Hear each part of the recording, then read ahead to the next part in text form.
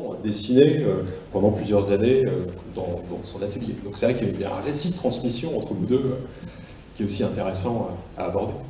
Oui, tout à fait. C'est vrai que moi, c'est marrant parce que quand on m'a proposé de faire cette rencontre, j'ai dit oui, évidemment. Et puis après, on a parlé ensemble il m'a demandé est-ce que vous connaissez. Oui, personnellement. Je dis, mais quand t'es pas au courant, mais en non. fait. Mais non. En fait, Christian, c'est un auteur qui compte beaucoup pour moi dans mon parcours, notamment parce qu'il a accepté à une période, moi je sortais de l'école et j'étais en train de commencer à vouloir aller vraiment vers la bande dessinée comme un métier, et c'est lui qui m'a vraiment donné plein de conseils et qui m'a coaché, et donc des liens très forts se sont créés, et donc voilà, il y a quelque chose dans mon histoire, moi, qui a beaucoup compté, et il y a un truc sur la transmission dans la bande dessinée, dans cette école franco-belge, un peu classique, qui a été transmise à Christian par Joseph Gillin et à plein d'auteurs de sa génération, et qui m'est revenu par son truchement comme ça, et donc je suis super reconnaissant. Mais c'est vrai que du coup, il y a quelque chose de spécial, c'est pas juste qu'on se connaît en fait, un peu plus que ça. Oui, on a partagé pas mal de travail ensemble, de préoccupations, de discussions sur la narration, et puis l'apprentissage par phase de plusieurs jours, voire des semaines, où Mathieu venait loger à la maison et posait les plaintes au rez-de-chaussée. Authentique. Oui, authentique. Une fois, il m'a dit, il venait d'acheter une maison en Bretagne, et il savait que j'étais un peu bricoleur. Il m'a dit, bah écoute, ce qu'on va faire, c'est le matin, on fait le chantier, et puis l'après-midi, on dessine. Mais bon, on n'avait pas très, très chaud en dessinant. Je me rappelle que c'était pas encore bien chauffé la maison. Mais donc, cette maison qui est maintenant appartient à Emmanuel Lepage, hein, j'ai dit à Emmanuel l'autre fois, tu sais, ton plafond, on a chié, quoi. Il fallait tirer le plâtre, c'était compliqué. On a travaillé dedans, ouais, c'est vrai.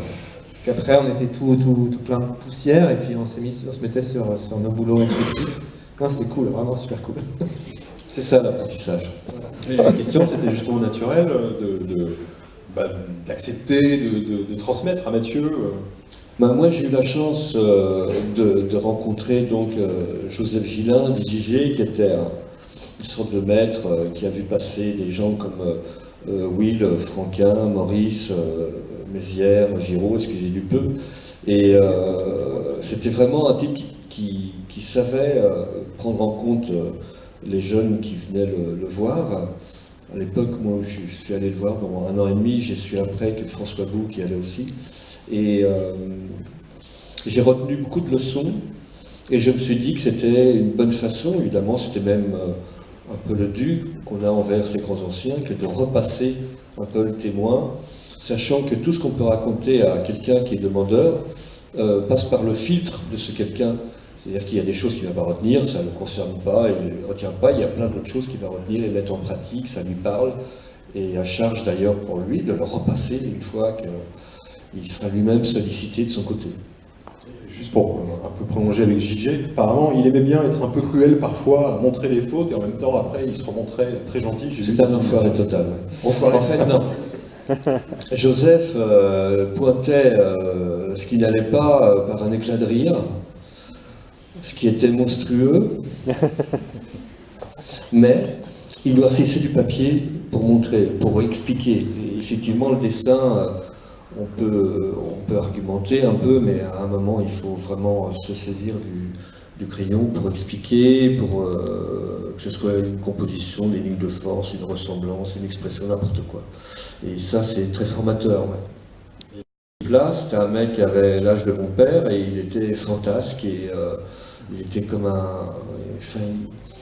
il donnait sans compter de son temps, alors qu'il avait du travail, et qu'en même temps il creusait sa piscine dans son jardin, je me souviens.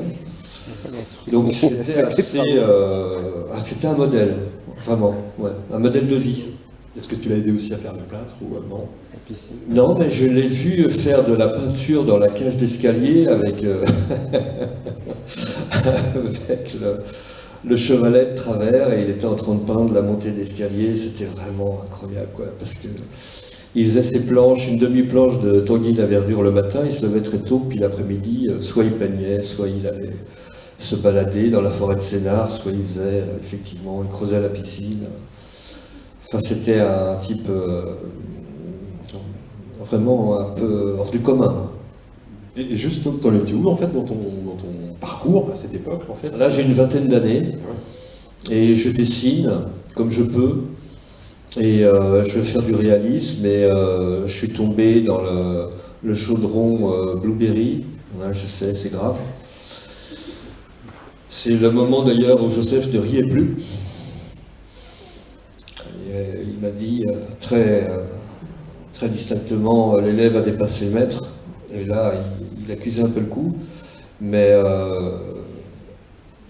il a été comment dire, c'est toujours pareil, les leçons qu'on prend, on les digère, on met longtemps, et ça revient à des moments qu'on n'imagine même pas d'ailleurs.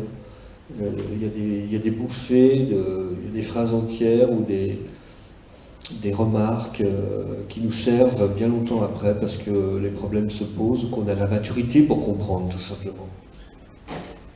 Mathieu, tu te retrouves dans ce que Christian dit et de sa vingtaine?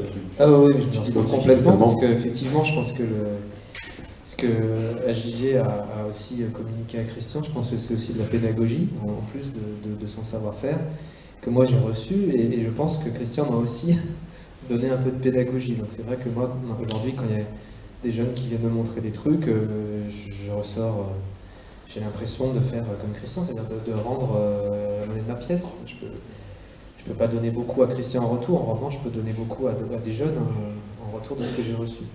Et quand Christian dit que JG était dur, moi je me rappelle que Christian était dur aussi. Je pense que c'est non mais c'est obligatoire en fait, c'est ça qui aide le plus. Parce que si on commence à rentrer dans la courtoisie, de la prévenance, ben, en fait on est en train de créer des illusions. Et moi parfois j'en ai pris dans la tronche, mais il y a un moment où en fait on fait le tri. Le dessin, on va dire, on aime bien, c'est une récré, c'est sympa. Et puis un jour le dessin, en fait c'est pas ça, le dessin c'est un besoin.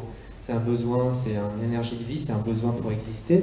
Si quelqu'un vous dit là c'est raté, on a deux choix. Soit on est démobilisé, c'est parce qu'on n'aimait pas ça assez fort, soit on se donne les moyens d'y arriver. Et la dureté à ce moment-là, elle est éducatrice, elle est éducative, elle est indispensable. Donc oui, on peut fonctionner à la gentillesse, mais on peut fonctionner aussi au coup de fouet, à la remise en question. Et c'est comme ça aussi qu'on avance aussi dans, je pense, une forme de maturité. Ce que dit Christian est très vrai aussi sur le fait qu'il y a des fois où je me rappelle des trucs bien plus tard que de les avoir entendus et qui servent encore bien longtemps après.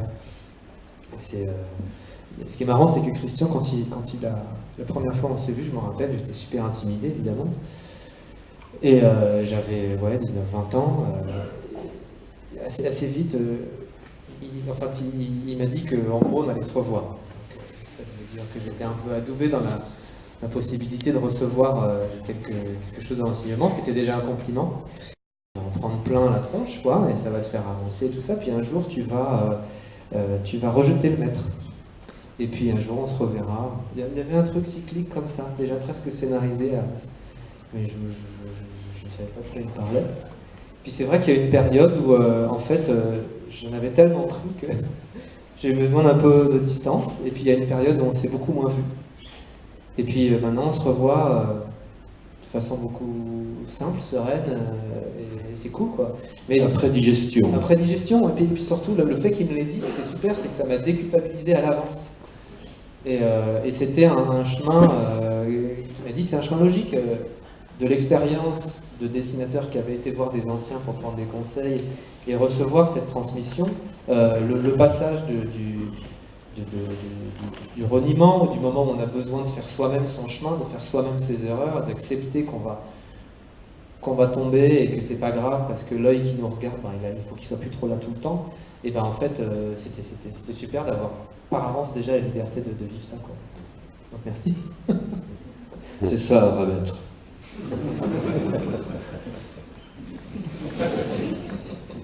Et apparemment, JG vous a inculqué à Jean Giraud, à toi, la morale du dessin. J'ai lu ça dans Oui. Tu peux nous expliquer ce que c'est? L'éthique. Ah ouais. Bon. Alors Joseph, il avait une formation extrêmement classique. Il avait appris la sculpture, la peinture. Il avait fait l'apprentissage finalement d'un enseignement basé sur le goût, sur l'observation, beaucoup de croquis, de la peinture sur le motif. Des techniques diverses et variées, du truc qu'on n'apprend plus, je pense, des peintures murales, enfin des tas de choses. Et la bande dessinée est venue un peu en surcroît pour lui, comme finalement un moyen d'existence, mais il n'a jamais perdu le fondement même de ce qu'il avait appris. Donc même s'il a commencé dans une sorte de travail assez humoristique, hein, il avait repris Spirou, il a inventé Fantasio quand même, avant de refiler ça à André Franquin. Il est revenu au dessin réaliste et de plus en plus réaliste, avec cette façon de ne pas noyer, de ne pas faire semblant, d'essayer de résoudre finalement les difficultés qu'on peut avoir dans l'apprentissage du dessin réaliste qui oblige à avoir en pleine possession les proportions, la source de lumière, l'expression, la perspective. Enfin, il y a un tas d'empilements de savoirs qui viennent un peu cerner l'apprentissage du dessin réaliste. Il existait des fois à proposer de copier des dessins de gens qu'on admirait, pour comprendre aussi des trucs un peu de l'intérieur, en précisant que n'importe comment notre personnalité, c'est-à-dire en gros notre médiocrité, ressortait tout le temps. C'est pas parce qu'on avait l'impression de copier au plus près un dessin bien ancré d'un tel ou d'une telle qu'on était dans la plaque. Par contre, il insistait beaucoup sur la mémoire de la main, c'est-à-dire le fait qu'il y a une sorte de tir à l'arc finalement dans cette façon d'ancrer dans le dessin réaliste qui fait qu'on est moins dans un contrôle que dans un ressenti. Et à force de noircir du papier, c'est cette mémoire de la main qui ressort, où on ne raisonne pas, mais on résout. Enfin, il a comme ça inculqué beaucoup de choses, et notamment il avait parlé du dessin de manière générale comme un mode de vie, c'est-à-dire si on rentrait là-dedans, sérieusement, on en avait pour toute la vie. C'était inépuisable, comme les gens qui font de la peinture et qui voient des rapports colorés partout après. Évidemment, ils ne voient jamais une belle couleur ou une mauvaise couleur, ils voient des rapports colorés. Et pour le dessin, c'est pareil, des rythmes, des surfaces, une vélocité ou un trait qui est nourri, ou au contraire un trait qui est veule, qui est grêle. Il y avait un dévoilement aussi donc de ce qu'on appellerait une sorte d'éthique liée au dessin. Mathieu, il t'a transmis aussi cette éthique, tu as l'impression? Oui, puis il y a quelque chose dans le fait de résoudre, le fait d'être dans ce qu'on dessine. Moi, le truc que je retiens dans tout ça, c'est que le dessin, en fait, ça va plus loin que la surface aussi. C'est-à-dire que pour moi, quand je regarde ma main, je rate. C'est comme un cycliste qui regarde ses pieds.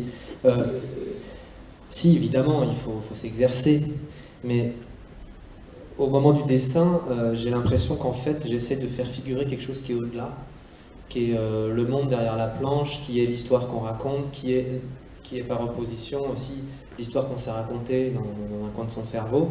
Et des fois, de trop regarder ce qu'on fait, ça peut le tuer, ou bien on peut rentrer dans certaines coquetteries ou certaines choses comme ça. Et effectivement, d'essayer de faire que tout ce qui est dans la case soit présent, pour qu'il n'y ait pas un moment où il y ait, pour croire à tout ça, pour le communiquer, pour vraiment qu'on fasse le chemin de projection mentale dans un récit, que le cerveau lui-même aussi après va inventer la case qui n'existe pas dans l'album, etc. Il y a besoin que le dessin serve chaque centimètre carré de l'image, même si c'est un ciel blanc, hein, mais de savoir que chaque particule de l'image participe à tout cet univers. Donc effectivement, quand on va être en forêt, il faut dessiner des feuillages, des branches et des machins partout, mais dans le désert, une ligne d'horizon, ça suffit, un petit trait va suffire pour faire exister le ciel, etc. Et je trouve que dans le dessin, cette exigence qui doit accompagner comme ça l'histoire et la proposition doit être vraiment complète. Et je trouve qu'il y a vraiment quelque chose qui est exigeant à ce niveau-là. Christian, tu parles